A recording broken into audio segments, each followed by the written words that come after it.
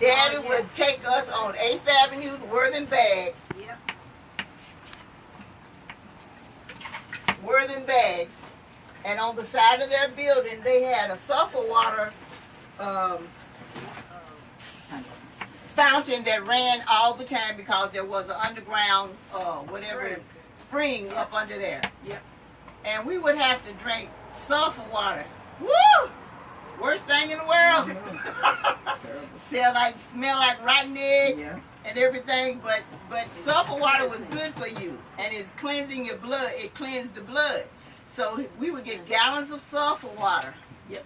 And bring it home. And it's best drank cold because hot is like ick. You can't take it. And if you burp, you can smell you can smell the sulfur. But anyway, we had the sulfur water was our water. Kool-Aid was our drink for the summer. And they would put us outside, of course, during the summer months. And while me, Buster, and Nadine was small before we started going to the country every summer. But they would put us outside and stuff, and Mama said we couldn't come in the house. Just sit outside, play, put everything outside that you could get your hands to. She'd call us in for a meal. And a lot of times we had to go to the bathroom or stuff, and that was after they fixed the bathroom in the house. And we sneak in there and get bread and stuff and run out the door and stuff with it.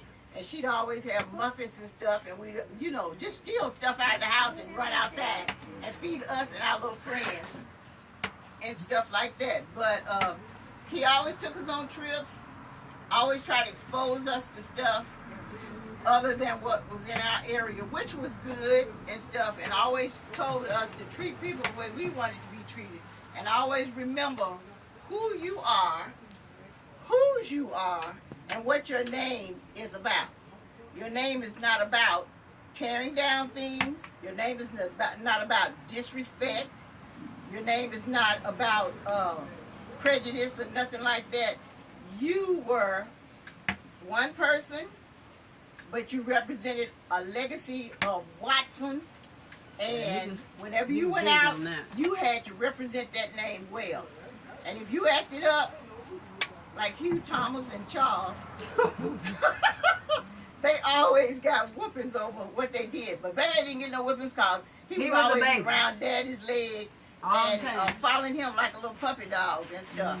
But he would always go back and tell Daddy, they doing so-and-so, such and such, that we didn't have no business doing.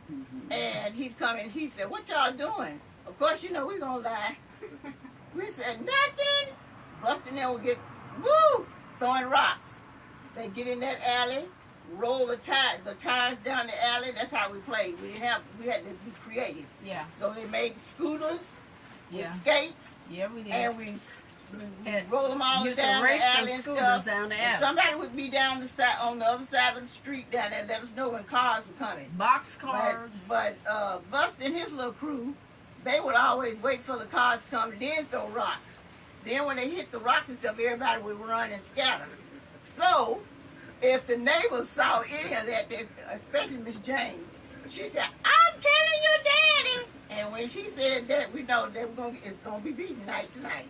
It's going to be whipping night tonight. So, it was fun and stuff. I said, but he was, Daddy was funny. He was loving most. He was fun. He was funny.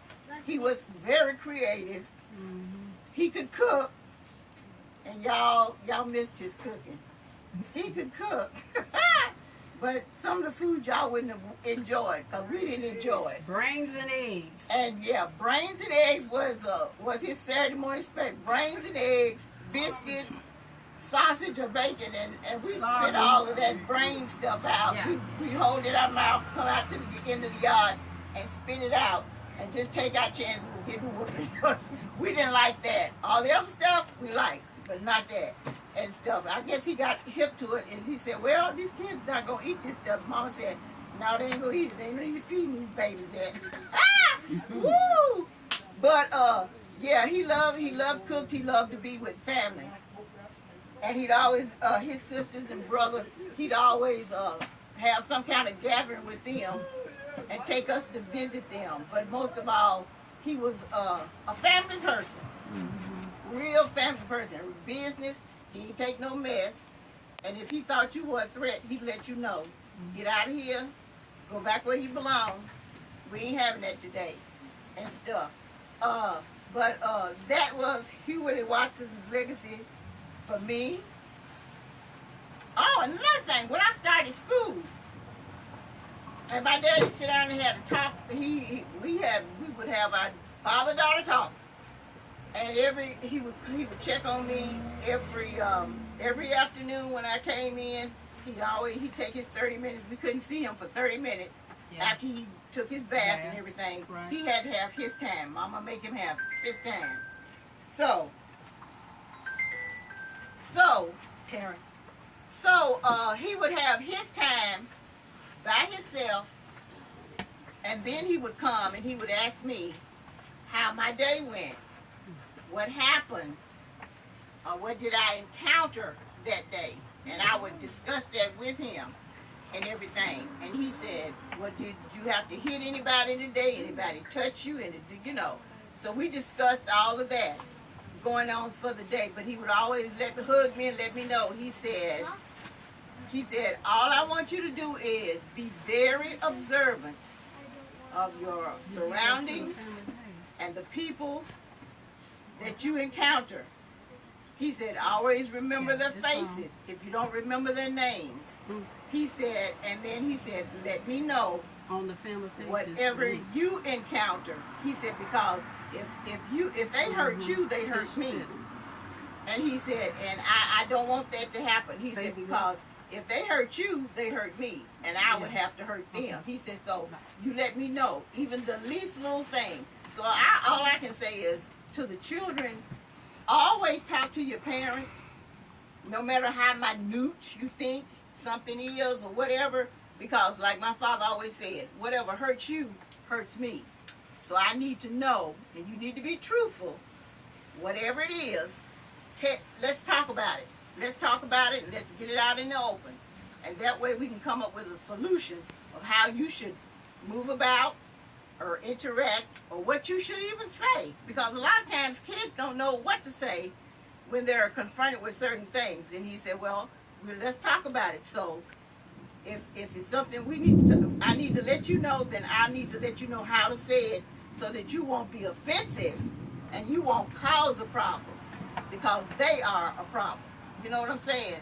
So we have to be careful how we interact with one another and how we talk to one another when we confront each other in different circumstances. So he was very good at that, and I missed that a whole lot of interaction and talking with him, because he was concerned about all of his kids and what they were going through and how they were handling it, because it was a part of him. And if you bring it into the house, he always knew something's going on. What happened? You know, because it's the balance is not there and stuff in the home and stuff. So he always knew that, and he knew which one did this and which one. He knew when you were lying. He knew his children. They all had different personalities, and they all had different goals and objectives when it came to what went on in the house and stuff. So I enjoyed my time with my father. What little time we did have to spend together.